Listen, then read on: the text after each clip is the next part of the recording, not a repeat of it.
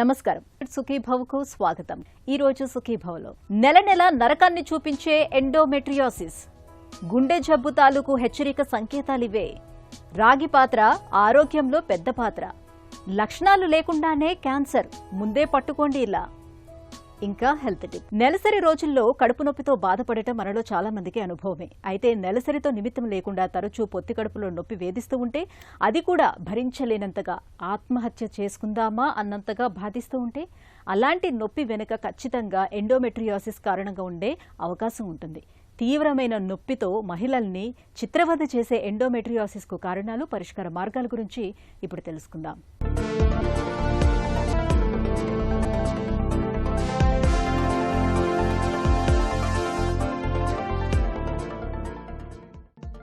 ఇంటి లోపల పెరగాల్సిన మొక్క గోడలు దాటి బయట అల్లుకుపోతుంటే చూడటానికి ఎబ్బెట్టుగా, ఇబ్బందిగా ఉంటుంది. స్త్రీ శరీరంలో ఎండోమెట్రియాస్ సమస్య కూడా అలాంటిదే. గర్భాశయం లోపలి పొరను ఎండోమెట్రియం అంటారు. ప్రతి నెల ఋతుచక్రంలో ఈ పొర పెరగటం, ఫలదీకరణ జరగకపోతే రక్తస్రావం రూపంలో బయటకు రావటం సహజంగా జరిగిపోతుంటుంది. కానీ గర్భాశయం లోపల పెరగాల్సిన ఎండోమెట్రియల్ కణజాలం గర్భాశయానికి వెలుపల ఉండే అండాశయాలు, ఫెలోపియన్ నాళాలు, పొట్ట, పేగులపై పెరుగుతూ వస్తే అదే ఎండోమెట్రియోసిస్. ఇదో సంక్లిష్టమైన సమస్య. శరీరంలో ఎండోమెట్రియం కణాలు ఎక్కడ ఉన్నా హార్మోన్ల ప్రభావం వల్ల ప్రతి నెల రక్తస్రావానికి గురవుతాయి. అయితే ఈ రక్తం బయటకు వెళ్లే దారి లేక లోపలే పేరుకుపోతుంది. దీంతో రక్తం గడ్డకట్టి చాక్లెట్ సిస్టులుగా మారతాయి. ఫలితంగా తీవ్రమైన వాపు, మంట, లోపలి అవయవాలు ఒకదానికొకటి అతుక్కుపోయే పరిస్థితులు తలెత్తుతుంటాయి. ఎండోమెట్రియోసిస్ అనేది చాలా కామన్ కండిషన్ అండి.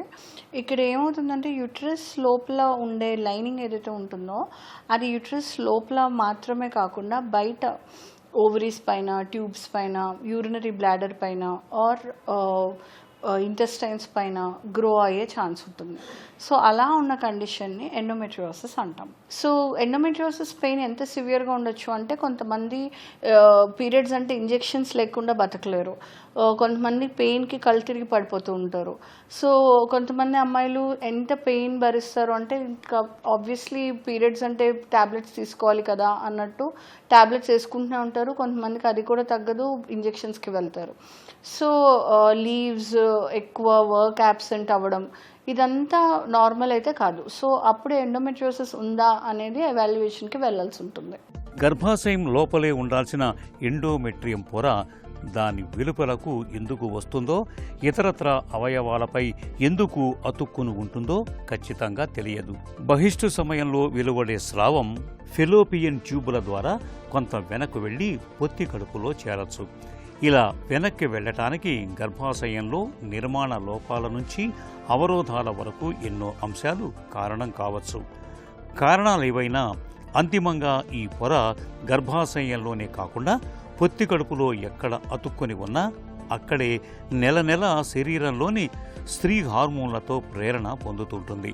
ఫలితంగా దీని నుంచి అక్కడే రక్తస్రావం అవుతూ భరించలేనంతగా నొప్పిని తెచ్చిపెడుతుంటుంది. ఈ సమస్య వంశపారంపర్యంగా కుటుంబంలో ఒకరికి ఉంటే ఇతరులకు ఉండే అవకాశం ఎక్కువ. చిన్న అమ్మాయిల్లో, ఇంకా ప్రెగ్నెన్సీ, మ్యారేజ్ అవ్వని అమ్మాయిల్లో ఎండోమెట్రియోసిస్ ఉన్నప్పుడు చిన్నగా ఉన్నది సింపుల్ ఎండోమెట్రియోసిస్ ఎర్లీ స్టేజెస్లోనే మెడికల్గా మేనేజ్ చేయగలిగితే అది ఇంకా ఫర్దర్గా మేజర్ సర్జరీస్కి వెళ్ళాల్సిన అవసరం రాకుండా ఉంటుంది. సో అడ్వాన్స్డ్ స్టేజెస్లో ఏంటంటే ఓవరీస్లో పెద్ద పెద్ద సిస్ట్ ఫామ్ అవ్వడం, అందులో బ్లడ్ ఫామ్ అవ్వడం వల్ల అది చాక్లెట్ సిస్ట్ అంటాము. సో ఓవరీస్లో చాక్లెట్ సిస్ట్ ఫామ్ అవ్వడం, ఓవరీస్కి ట్యూబ్స్ అతుక్కుపోయి ఉండడం. సో ఓవరీ నుంచి ఎగ్ రిలీజ్ అయితే ట్యూబ్ పిక్ చేసినప్పుడే ఆ రిలీజ్ అయిన ఎగ్ని ఫర్టిలైజేషన్ పాసిబుల్ అవుతుంది. ఫర్టిలైజేషన్ అనేది ట్యూబ్లోనే ఉంటుంది. సో ఇలాగా ఎగ్ రిలీజ్ని ఆపడం ఆర్ ఇలా చాక్లెట్ సిస్ట్ ఫామ్ అయినప్పుడు ఈ ట్యూబ్స్ వెళ్ళి అతుక్కుపోయే ఓవరీస్కి వెనకాట్లున్న స్ట్రక్చర్స్కి ట్యూబల్ బ్లాకేజ్ అంటాము. సో ట్యూబల్ బ్లాకేజ్ లాంటివి, ట్యూబ్ బ్లాక్ అయినప్పుడు ఈ ఎగ్ అనేది పిక్ చేసుకోలేదు. సో అలాగా అది ఫర్టిలిటీ ఇష్యూస్ని క్రియేట్ చేయగలదు ఎండోమెట్రియోసిస్. ఈ సివియర్ పెయిన్ పీరియడ్స్ అప్పుడు, సెక్షువల్ యాక్టివిటీ అప్పుడు ఇలాంటి పెయిన్స్ పేషెంట్ చెప్తున్నారు అంటే అది ఆల్మోస్ట్ ఎండోమెట్రియోసిస్ వైపే చూపిస్తుంది అని అర్థం. దానికి అడిషనల్గా మనకి అల్ట్రాసౌండ్ ఒకటి హెల్ప్ అవుతుంది డయాగ్నోసిస్లో. కొన్ని డీప్ ఎండోమెట్రియోసిస్ అప్పుడప్పుడు ఇంటెస్టైన్ మీద కూడా ఎండోమెట్రియోటిక్ నాడ్యూల్స్ అలాంటివి ఫామ్ అవుతున్నాయా అని చూడడానికి ఎంఆర్ఐ హెల్ప్ అవుతుంది. ఇవన్నీ ఇమేజింగ్ టెక్నాలజీ మనకి హెల్ప్ అయినా కూడా 100% డయాగ్నోసిస్ అంటే మాత్రం అది laparoscopy. Gold standard is laparoscopy డయాగ్నోసిస్కి. ఎండోమెట్రియాసిస్తో సమస్య ఉన్నప్పుడు నెలసరిలో నొప్పితో పాటు సంభోగంలో నొప్పి, గర్భం ధరించలేకపోవటం, మూత్ర విసర్జనలో సమస్యలు, మల విసర్జన చేయలేకపోవటం, పొత్తి కడుపులో రోజుల తరబడి దీర్ఘకాలిక నొప్పి వేధించటం మొదలైన సమస్యలు కనిపిస్తూ ఉంటాయి. అందుకే ఎండోమెట్రియాసిస్ను ముందుగానే గుర్తించి పరిస్థితి ముదరకుండా, ఇటువంటి తీవ్ర సమస్యలు తలెత్తకుండా చూసుకోవటం అవసరం. ఎండోమెట్రియాసిస్ అని అనుమానంగా ఉన్నప్పుడు లాప్రోస్కోపీ విధానంలో పొట్టలోకి కెమెరా గొట్టాన్ని పంపి లోపల అవయవాలను టీవీ తెరపై క్షుణ్ణంగా పరిశీలించటం ద్వారా సమస్యను ఖచ్చితంగా నిర్ధారించవచ్చు. ఎండోమెట్రియోసిస్కి మెడికల్ మేనేజ్మెంట్ అనేది ఉంది, కానీ పేషెంట్ సిమ్టమ్స్ ఏంటి, వాళ్ళు ఏం కోరుకుంటున్నారు, ఇప్పుడు ప్రెగ్నెన్సీ ప్లాన్ చేస్తున్నారా, ఆర్ వాళ్ళ సిమ్టమ్స్ ఏంటి, వాళ్ళ ఏజ్ ఇప్పుడు ఏ స్టేజ్లో వాళ్ళకి ఎండోమెట్రియోసిస్ ఫామ్ అయింది, ఇలాంటి మల్టిపుల్ ఫీచర్స్ని బేస్ చేసుకునే మనము మెడికల్ మేనేజ్మెంట్ ఇవ్వగలుగుతాం. సో సింపుల్గా జస్ట్ పెయిన్ ఉంది ఇంకా ఎర్లీ స్టేజెస్లో ఉన్న వాళ్ళకి normal pain killers like NSAIDs ఇస్తాము. ఫస్ట్ ఓసీ పిల్స్ వర్క్ అవుతాయి. హార్మోనల్ పిల్స్ ఏవైతే మార్కెట్లో ఉంటాయో pills are one method of treatment. అలా కాకుండా ఇంకా కొంచెం స్ట్రాంగర్ మెడిసిన్స్ అంటే జిఎన్ఆర్హెచ్ ఇంజెక్షన్స్ ఇస్తాము, అనలాగ్స్ అంటారు. ఇప్పుడు లేటెస్ట్గా ఎలోగోలెక్స్ ఇలాంటి జిఎన్ఆర్హెచ్ యాంటగనిస్ట్ కూడా ఎండోమెట్రియోసిస్ ట్రీట్మెంట్లో యూస్ చేస్తున్నాము. బట్ ఎనీ డే ఫర్టిలిటీకి వెళ్తున్నారు, అడ్వాన్స్డ్ స్టేజ్ డీప్ ఎండోమెట్రియోసిస్ ఉంది అంటే డెఫినెట్గా సర్జరీ అవసరం ఎండోమెట్రియోసిస్లో చాలా వరకు ఉంటుంది. ఎండోమెట్రియాసిస్ తెచ్చిపెట్టే సమస్యలు ఎంత బాధాకరంగా ఉంటాయో చికిత్స కూడా అంత కష్టమని చెప్పక తప్పదు. ప్రధానంగా ఎండోమెట్రియం ముక్కలు ఎక్కడ అతుక్కుని ఉన్నా నెల నెల హార్మోన్ల ప్రేరణతో అవి పెరుగుతూ ఉంటాయి. కాబట్టి ఇలాంటప్పుడు ప్రధానంగా గర్భనిరోధక మాత్రలు, జిఎన్ఆర్హెచ్ వంటి హార్మోన్లను ఇవ్వటం ద్వారా చికిత్స చేస్తారు.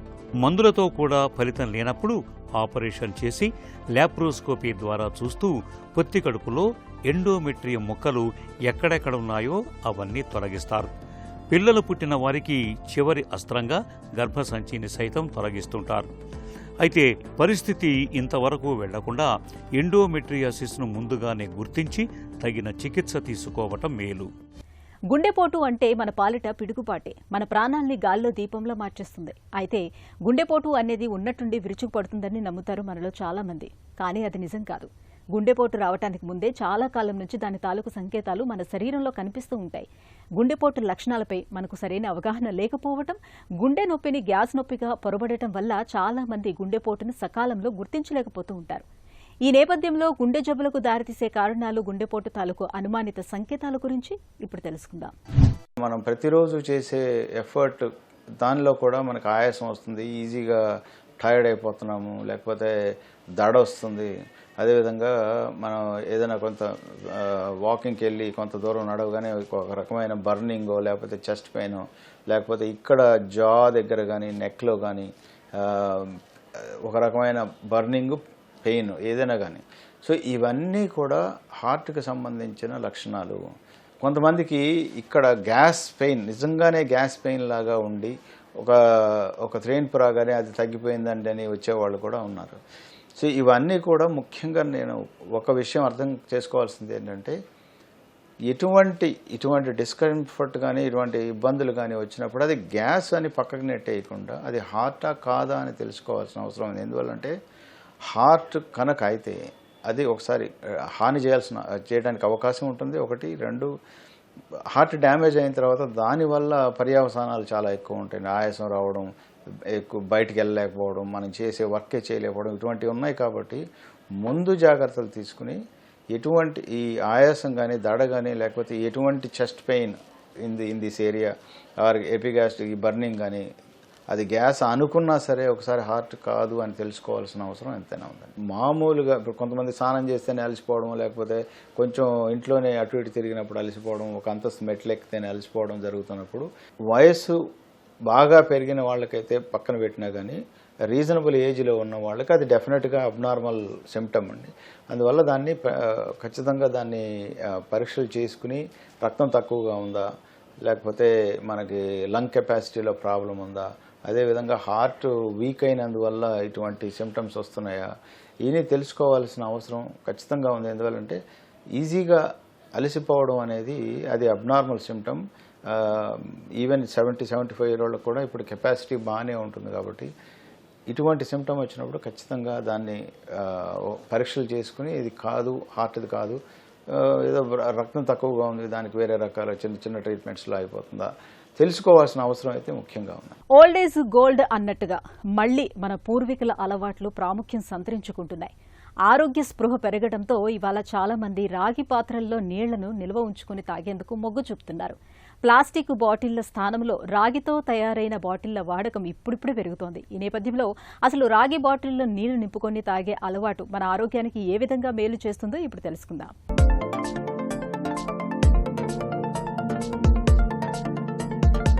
రాగి పాత్రలోని నీటికి ప్రస్తుతం ప్రాధాన్యం పెరుగుతోంది. ఆరోగ్యానికి మేలు చేస్తుందని చాలామంది రాగి పాత్రల్లోనే నీటి నిల్వ ఉంచి తాగుతుంటారు. రాగి పాత్రలపై సరైన అవగాహన, పద్ధతులు తెలియకపోతే ప్రయోజనాలకు బదులు దుష్ప్రభావాలకు దారితీసే అవకాశం ఉంటుందని గుర్తుంచుకోవాలి. రాగి పాత్రలో నీటిని నిల్వ చేసినప్పుడు ఆ నీటిలోకి కాపర్ అణువులు కలుస్తాయి. ఇది శరీరంలోని హిమోగ్లోబిన్ ఉత్పత్తికి, ఐరన్ శోషణకు ఎంతగానో దోహదపడుతుంది. రాగి పాత్రలో నీటిని 6 నుంచి 8 గంటలు ఉంచినప్పుడు నీటి pH స్థాయి స్వల్పంగా మారి సహజ ఆల్కలైన్ నీరుగా మారుతుంది. రాగి నీటిలోని ఆల్కలైన్ వల్ల పొట్టలో ఆమ్లత్వం తగ్గుతుంది. ఇది ఎసిడిటీని, గుండెల్లో మంటను తగ్గిస్తుంది. ఆల్కలైన్ నీరు జీర్ణకోశంలోని ఎంజైమ్లను ప్రేరేపించి తిన్న ఆహారం త్వరగా జీర్ణమయ్యేలా చేస్తుంది. అంతేకాకుండా ఈ నీటితో శరీరం డీహైడ్రేషన్ నుంచి త్వరగా కోలుకుంటుంది. సాధారణంగా నీటిలో ఈకోలి, సాల్మొనెల్లా వంటి ప్రమాదకరమైన బ్యాక్టీరియా ఉంటుంది. దీనివల్ల కడుపులో నొప్పి, విరేచనాలు, కలరా వంటి వ్యాధులు వచ్చే అవకాశం ఉంటుంది. రాగి పాత్రలో పోసినప్పుడు ఈ బ్యాక్టీరియా నశించి నీరు శుద్ధి అవుతుంది. అంతేకాదు పేగుల్లోని చెడు బ్యాక్టీరియా మృతి చెంది జీర్ణ వ్యవస్థ పనితీరు మెరుగుపడుతుంది. రాగి పాత్రల్లోని నీటికి శక్తివంతమైన యాంటీ ఆక్సిడెంట్ గుణాలుంటాయి. ఇవి శరీరంలో విడుదలయ్యే హానికర ఫ్రీ రాడికల్స్ ను అరికడతాయి. దీంతో చర్మం కాంతివంతమవుతుంది. తెల్ల రక్త కణాల పనితీరును పెంచి శరీరంలో వచ్చే సీజనల్ వ్యాధులు, ఇన్ఫెక్షన్లను తట్టుకునే శక్తినిస్తాయి. అయితే రాగి పాత్రలోని నీటిని సాధారణ నీళ్లలా రోజంతా తాగకూడదు. శరీరంలో కాపర్ మోతాదు మితిమీరితే కాలేయం, మూత్రపిండాలపై ఒత్తిడి పెరుగుతుంది. రోజుకు 1 లేదా 2 గ్లాసులు మాత్రమే తాగాలి. రాగి పాత్రల్లో నిమ్మరసం, మజ్జిగ, పాలు, కాఫీ, టీ వంటి వాటిని ఎట్టి పరిస్థితుల్లోనూ నిల్వ చేయకూడదు. ఇవి రాగితో రసాయన చర్య జరిపి విషపూరితంగా మారే అవకాశం ఉంది. రాగిలోని మంచి లక్షణాలు నీటిలో కలవడానికి 6 నుంచి 8 గంటల సమయం సరిపోతుంది. అంతకు మించి నిల్వ ఉంచితే కాపర్ మోతాదు ప్రమాదకర స్థాయికి చేరుకునే అవకాశం ఉంటుంది. గాలి, నీటి తాగిడికి రాగి పైపొర నల్లగా లేదా ఆకుపచ్చగా మారుతుంది. దీన్ని తోమడానికి సబ్బు వాడకుండా ఉప్పు, నిమ్మకాయ లేదా చింతపండుతో తోమి తడి లేకుండా ఆరబెట్టాలి. ఇక రాగి పాత్రలో నీరు అందరికీ ఒకేలా పనిచేయదు. 3 నెలల పాటు వరుసగా రాగి నీరు తాగిన తర్వాత శరీరంలో రాగి నిల్వలు సమతుల్యంగా ఉండటానికి 15 నుంచి 20 రోజుల విరామం ఇవ్వాలి. ముఖ్యంగా కాలేయ సంబంధిత సమస్యలు, కిడ్నీ వ్యాధులు లేదా విల్సన్ వ్యాధి ఉన్నవారు రాగి పాత్రల వాడకంలో తప్పనిసరిగా వైద్యుల సలహా తీసుకోవాలి. కొన్ని రకాల జబ్బులు చాప కింద నీరులా నిశ్శబ్దంగా మన శరీరాన్ని చుట్టబెట్టేస్తాయి. కొన్ని రకాల క్యాన్సర్లకు ఇది వర్తిస్తుంది. పైకి ఎలాంటి లక్షణాలు కనిపించవు, చిన్న నొప్పి కూడా ఉండదు. ఆ క్యాన్సర్ను గుర్తించేసరికి అది లోపల ముదిరిపోయి ఉంటుంది. మరి ఇలాంటి సైలెంట్ క్యాన్సర్లను ముందే ఎలా పట్టుకోవాలి? తరచూ ఎలాంటి స్క్రీనింగ్ పరీక్షలను చేయించుకుంటూ ఉండాలి? నిశ్శబ్దంగా శరీరాన్ని కణితుల పుట్టగా మార్చే సైలెంట్ క్యాన్సర్ల గురించిన పూర్తి వివరాల్ని డాక్టర్ని అడిగి ఇప్పుడు తెలుసుకుందాం.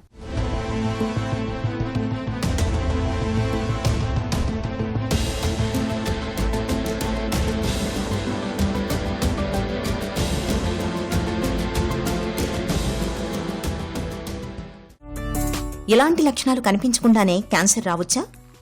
మనందరికీ మనం ఒంటి పైన అంటే కనుక నోట్లో ఏమైనా చిన్న చిన్న పుళ్ళు వచ్చినా కానీ, లేదంటే చర్మం మీద శరీరం పైన ఏమైనా గడ్డలు వచ్చినట్లయితే కనుక మనం వెంటనే చూపించుకుని ఎందువలన తెలుసుకుని నయం చేసుకుంటాం. కాకపోతే ఏంటంటే ఛాతీ లోపల లేదంటే ఉదరం లోపల ఊపిరితిత్తులు ఏమైనా చిన్న గడ్డలు వచ్చినా కానీ, లేదంటే పేగుల్లో పెద్ద పేగు చిన్న పేగు, లేదంటే పొట్టలో కానీ, లేదంటే కాలేయంలో కానీ చిన్న గడ్డలు వచ్చినట్లయితే మనకు తెలియవు. ఎందుకంటే అంత చిన్న పరిమాణంలో ఉన్నప్పుడు మనకి ఎప్పుడు అలాంటి లక్షణాలు అనేవి కనిపించవు. కాబట్టి పైన ఉన్న క్యాన్సర్లు అంటే థైరాయిడ్ కానీ, బ్రెస్ట్ కానీ, లేదంటే చర్మం మీద వచ్చే క్యాన్సర్లు కానీ, లేదంటే లింఫ్ గ్రంథులకు వచ్చే ఇబ్బందులు, లింఫోమాస్ అంటాం మనం, అవన్నీ వెంటనే మనం బయటికి కనిపిస్తాయి. కాబట్టి తొలి దశలోనే గుర్తిస్తాం. లోపల ఉండే క్యాన్సర్లు అంటే ఛాతీ, ఊపిరితిత్తులు, పేగు, ఇవన్నీ కూడా తొలి దశలో మనకి ఎలాంటి లక్షణాలు ఉండవు. కాబట్టి మనం జాగ్రత్తగా కొద్దిగా హెల్త్ చెకప్లు అనేవి చేయించుకున్నట్లయితే కనుక ముందుగానే గుర్తించవచ్చు. క్యాన్సర్ తాలూకు మొదటి హెచ్చరిక సంకేతాలు ఎలా ఉంటాయి? క్యాన్సర్ యొక్క లక్షణాలు లేదా ఎర్లీ వార్నింగ్ సైన్స్ అంటే కనుక మనం అందరం క్యాన్సర్ గురించి అప్రమత్తంగా ఉండాలి. ఆ అప్రమత్తత అంటే కాషన్, జాగ్రత్తగా ఉండాలి. సో అదే మనకి ఒక సిగ్నల్ లాగా అనమాట, కాషన్.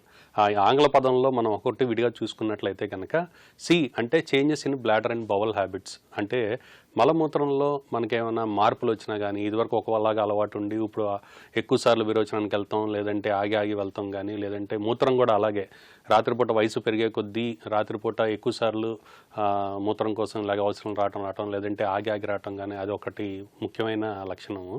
అలాగే ఏ సోర్ దట్ డజంట్ హీల్ అంటే చర్మం మీద కానీ, లేదంటే పొగాకు అలవాటు ఉన్న వాళ్ళలో నోట్లో ఏమైనా పుండు పడి కొన్ని రోజులైనా కానీ, కొన్ని వారాలు కానీ తగ్గకుండా ఉన్నట్లయితే కనుక, మామూలుగా హెల్దీ ఇండివిజువల్స్లో పుళ్ళు అనేవి చెప్పి వెంటనే తగ్గిపోతాయి. అలాగే కొన్ని వారాలు రోజులైన తర్వాత కూడా మనకి ఆ పుళ్ళు తగ్గకుండా ఉంటే కనుక అది క్యాన్సర్ యొక్క ముఖ్య లక్షణం కింద మనం అనుమానించాలి.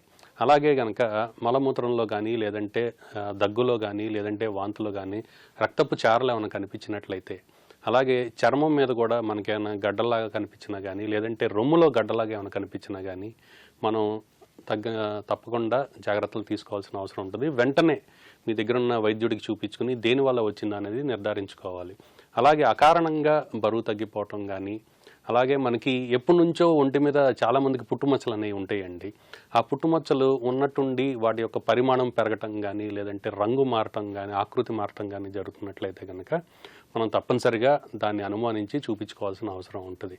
అంతేకాకుండా జీర్ణ వ్యవస్థలో మార్పు, అంతే కనుక అజీర్ణం ఎక్కువగా ఉంటాం కనుక, అంతేకాకుండా మింగుడు పడటం కష్టంగా ఉంటాం, లేదంటే మన మాటలో తేడా ఉంటాం, ఎడతెరపని దగ్గు, ఇవన్నీ కూడా మనకి ఉన్నట్టయితే కనుక ఈ లక్షణాలు అందరికీ క్యాన్సర్ ఉందని కాదు కానీ కొన్ని మిగతా వ్యాధుల్లో కూడా ఇవి ఉండొచ్చు.